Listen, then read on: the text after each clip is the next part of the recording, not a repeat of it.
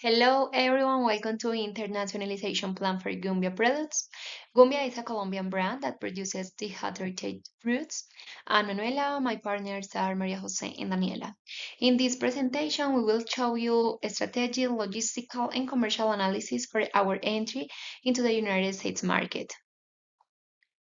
Okay, in the objective, we analyze the most suitable market option for the Gumbia product in order to design an appropriate logistics and marketing plan that supports its internationalization process.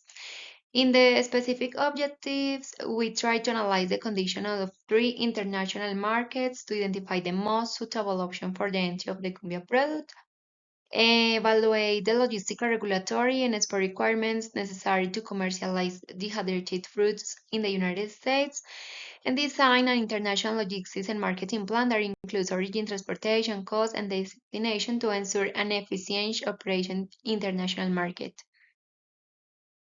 So for our methodology, we combine qualitative analysis and quantitative analysis. For the qualitative analysis, we use the Bestle matrix, the FDA requirement, and the information about the market environment. And for the quantitative ones, we use a comparative country scoring through our pre-selection matrix, and also we look for the logistic evaluations. And information gathering was through the secondary resources such as trade map, Statista, the FDA page, and all the information about the industry studies. The Gumbia brand is owned by the company Deshidratados de Lara SAS, which offer DEA-rated fruit snacks and infusions with no added sugar, ideal for people looking to enjoy a delicious and healthy snack that supports their nutritional care, as well as in quality healthy variety. Our product differentiation is mainly based on exotic fruits like golden berry, green mango, guava, among others. A big part of these fruits are grown in our country, Colombia, especially golden berry, which is mostly produced in departments like Cundinamarca, Boyacá, and Antioquia. This gives us an advantage and clear differentiation factor compared to other companies that are already competing in the United States market. So for our market per selection, we choose three countries, which are Germany, USA, and Chile. For Germany, we choose it because it's the third economy of the world and even it's part of the European Union. So that simplifies the trade and strengthens the relationship between the countries. Also, Germany has a really attractive market of healthy and organic products. For Chile, we know that they have an agricultural production, but they need to diversify that target, that kind of market. So that give us the Colombian products a really good chance to go inside of that market. And for the USA, they are the largest economy of the world, and even they are having a growing market for the last 4 or 5 years now of healthy snacks. Since 2020, they are having a really good and growing, having a 10% every year about this market. So that's make a really good environment to introduce Colombian products as well. So for our Pestle matrix, we have looked for 6 aspects, and here are the highlights of those information. So we see that USA shows an import grant percent higher than Germany and Chile with a solid 3.70% for the last 10 years. Even Colombia has been exporting to USA at least $18 billion just in the last year, and it's a huge difference between Germany and Chile. In those countries, we don't exceed the 1 billion per year. So, in logistic aspects, we see that in the three countries we have a good transportation infrastructure, but for proximity, USA and Chile are the more attractive ones. And in consumer spending levels, we see that the USA have level higher than the other two countries in the market that we want to target.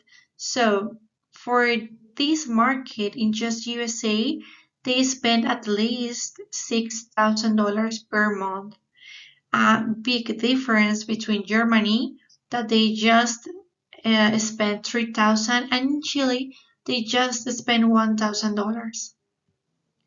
About the regulations, USA have more regulations that we need to apply for the product if we want to introduce them in their market.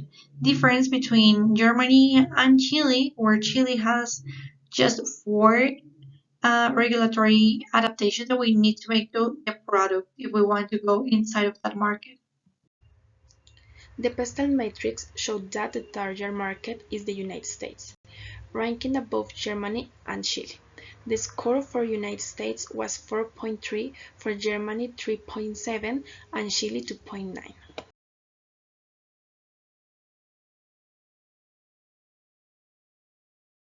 Now we are going to talk about the international marketing plan, which shows the state of Florida because more than 25% of the population are Latin migrants, which we consider an advantage for distributing our snacks. In Florida, there are many Venezuelans, Ecuadorians, and Chileans, and countries that also produce fruits like golden berry, so they could be potential customers of our Gumbia products. Of course, our goal is to eventually expand to other states in the United States over time. For the product adaptation, we need to make 9 changes from the current label that we have. So it starts with a bilingual label between English and Spanish, the country origin information, the weight in ounces, that is the unit metric that they use in that country, the unofficial icons of the FDA, nutrition facts, the ingredients, and the regulatory stamps such as barcodes and FDA stamps, and also the allergen statements. So for the price of the product, we have different flavors and two presentations.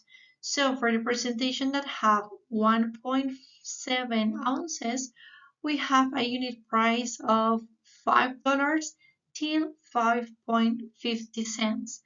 And for our other presentation that is 6.1 ounces, we have the unit price between 8.50 cents and $8. Those prices are before taxes. The promotional strategy should focus on the use of social media, where it's possible to connect with consumers. Platforms such as Instagram and TikTok are the most commonly used for this type of engagement. Additionally, attending for fairs such as the Global Products and Flora Show and Natural Products Expo is proposed, as these events allow the products to be showcased both to consumers and to all other business interested in adding Gumbia products to their portfolio.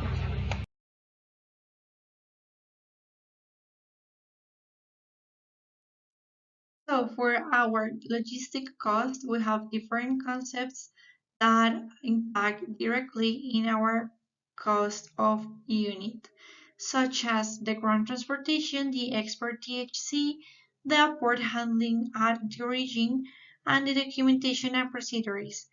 So for our two presentations, those concepts shows us in our presentation of 1.7 ounces, it shows us 4 cents in the cost of the product. And in our presentation of 6.1 ounces, it shows us 15 cents. In the logistic cost, as we are using a FOB Incoterm, we are not using the cargo insurance or even the maritime freight. Those doesn't apply for us. The mode of transportation will be ground and maritime. Considering that Gumbia production plant is located in Santa Fe, Antioquia, we need to transport our products at the beginning to Cartagena. The origin of our exports will be Port of Cartagena, but we want in the future work with Port of Antioquia because it's near. The destination will be the Port of Miami, taking advantage of the large Latin population living in Florida. The chosen transportation method for exporting Gumbia products is maritime shipping. On the other hand, to ensure the legality, traceability, and proper export, the following documents showing is required: commercial invoice, packing list, certificate of origin, bill of lading, international insurance policy, export declaration, health registration of notification, phytosanitary certificate, and quality certificate of laboratory analysis report. So for the Incoterm, we are using the FOB. So under the FOB Incoterm, we are responsible for all the goods till they are loaded to the ship at the port of the origin. So we must prepare the products, take them to the port, pay for the export processes, and after that, the risk transferred to the buyer. And from that moment, the buyer is the responsible one to take care about the ocean freights, the insurance, the unloading, the import taxes, and the transport to the final destination.